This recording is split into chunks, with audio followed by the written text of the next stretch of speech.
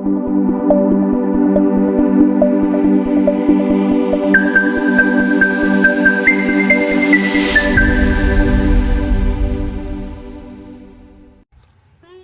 नमः शिवाय। श्री शिव महापुराण रुद्र संहिता युद्धखंड अध्याय 192। श्री शिव और जलंधर का युद्ध।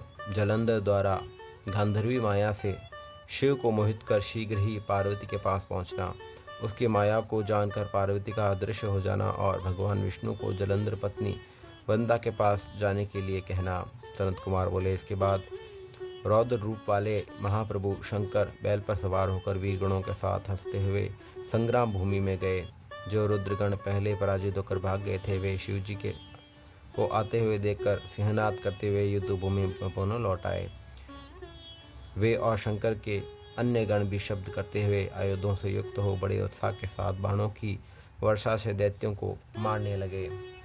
उस समय सभी दैत्य भयंकर रुद्र को देखकर उस प्रकार भागने लगे जिस प्रकार शिव भक्तों को देखकर उसके भय से पाप भाग जाते हैं। तदंतर युद्ध में असुरों को प्राण मुख देखकर वह जलंधर हजारों बाणों को छोड़ता हुआ शंकर जी की ओर दौड़ा।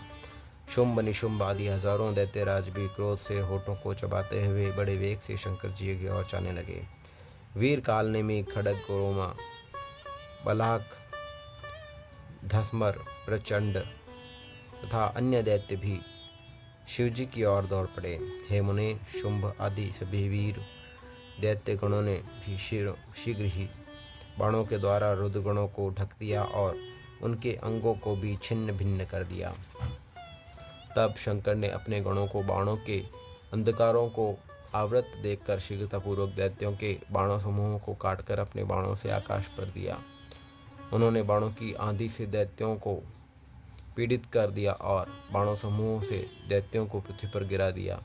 उन्होंने अपने परशु से खड़गरोमा का सिर धड़ से अलग कर दिया और खटवांग से बालाहक के सिर के 2 टुकड़े कर दिए। भस्मक नामक दैत्यों को पाश में बांधकर उसे भूमि पर पटक दिया और अपने त्रिशूल से महावीर प्रचंड को काट डाला। शिव के वृषभ ने कुछ को मार डाला, कुछ को बाणों से मार दिया और कुछ को दैत्य सिंह से पीड़ित हाथियों की भांति स्थित रहने में असमर्थ हो गए। तब क्रोधाविष्ट मन वाला वह महादैत्य जलंधर शुंभादि दैत्यों को धिक्कारने लगा और धैर्य युक्त होकर हंसता हुआ कहने लगा। जलंधर बोला, पहले शंकर जी से बोला, भाकर पीठ दिखाते हुए माता के मल के समान इन दैत्यों को मारने से क्या लाभ, क्योंकि भयभीत लोगों को मारना श्लाघ्य तथा वीरों के लिए स्वर्गप्रद नहीं होता। यदि युद्ध करने में तुम्हारी श्रद्धा है, हृदय में थोड़ा भी साहस है और ग्राम्य सुख में थोड़ा भी स्पर्धा है नहीं है तो मेरे सामने खड़े रहो। पुनः अपने वीरों से बोला, युद्ध भूमि में मर जाना अच्छा है। यह सभी कामनाओं का फल देने वाला, यश की प्राप्ति कराने वाला और विशेषकर मोक्ष देने वाला कहा गया है। जो रणभूमि में युद्ध करते हुए मारा जाता है वह सन्यासी परम ज्ञानी होता है और सूर्यमंडल को भेद कर परम पद को प्राप्त करता है। बुद्धिमानों को कभी भी कहीं भी मृत्यु से भयभीत नहीं होना चाहिए, क्योंकि समस्त उपायों से भी उसे रोका नहीं जा सकता। हे वीरों, यह मृत्यु तो जन्म लेने वालों के शंकर के शरीर के साथ ही पैदा होती है। वह आज हो अथवा 100 वर्ष बाद, प्राणियों की मृत्यु तो निश्चित है। इसलिए मृत्यु का भय त्याग कर संग्राम में प्रसन्नपूर्वक युद्ध करो। ऐसा करने से यह लोक में तथा परलोक में निसंदेह परम आनंद की प्राप्ति होती है। सनत कुमार बोले, हे व्यास, ऐसा कहकर उसने अपने वीरों को अनेक प्रकार से समझाया, किंतु वे भय के कारण धैर्य धारण न कर सके और रण से भागने लगे। तब अपने सेना को भागते हुए देखकर महाबली सिंधुपुत्र जलंधर को बड़ा क्रोध उत्पन्न हो गया। इसके बाद क्रोध में आदिष्ट मन वाला वह जलंधर क्रोध से वज्र की ध्वनियों के समान कठोर शब्द करके युद्ध भूमि में रुद्र को ललकारने लगा। जलंधर बोला, हे जटाधर, तुम आज मेरे साथ युद्ध करो। इन्हें मारने से क्या लाभ, यदि तुम्हारे पास कुछ बल है तो उसे दिखाओ। सनत कुमार बोले, ऐसा कहकर वह महादैत्य जलंधर से उत्तर बाणों से कलिष्टकर्मा वृषभध्वज से शिवजी पर प्रहार किया। महादेव जी ने अपने तक न पहुंचते हुए जलंधर के उस बाणों को अपनी तीक्ष्ण बाणों से शीघ्र ही हंसते हंसते काट दिया और 7 बाणों से उस जलंधर के दैत्य के घोड़े, पाता का छत्र और धनुष काट दिया। हे मुने, शंकर के लिए यह अद्भुत बात नहीं थी। तब कटे हुए धनुष वाला वह रथ विहीन एवं सिंधुपुत्र दैत्य जलंधर गदा लेकर क्रोध के साथ वेगशील होकर शिव जी की ओर दौड़ा। हे पराशर पुत्र, तब महान लीला करने वाले प्रभु महेश्वर ने उसके द्वारा चलाई गई गदा को शीघ्रता ही सहसा 2 टुकड़ों में काट दिया। फिर भी वह महादैत्य क्रोध में भरकर अपनी मुष्टिका तानकर उस महादेव को मारने की इच्छा से बड़े वेग से उन पर प्रहार से झपटा।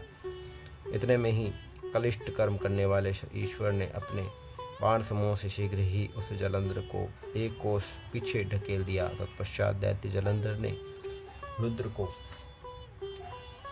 अपने अधीन बलवान जानकर उनको मोहित करने वाले अद्भुत गांधर्व माया का निर्माण किया।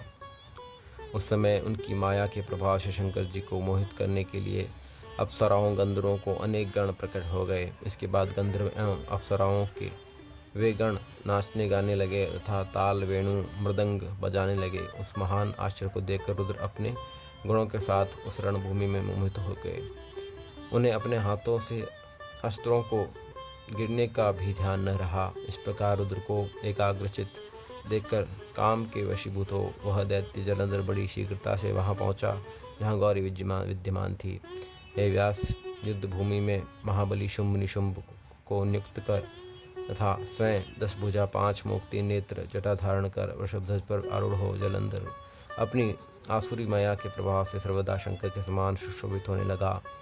शिवा प्रिया पार्वती रुद्र को आते हुए देखकर सखियों के मध्य से उसके सामने आकर उपस्थित हो गई। उस दैत्यराज ने ज्यों ही पार्वती को देखा उसी समय स्वयं रहित हो गया और उसके अंग जड़ हो गए।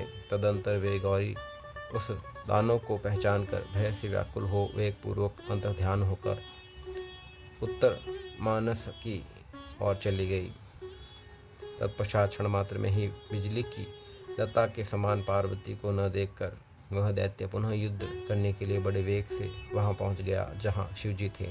तब पार्वती ने भी मन से महाविष्णु का स्मरण किया और उन्होंने तत्क्षण अपने समीप उस विष्णु को बैठा देखकर तदंतर जगज्जननी शिवाप्रिय पार्वती हाथ जोड़कर प्रणाम करते हुए विष्णु को देखकर प्रसन्नचित्त होकर उनसे कहने लगी।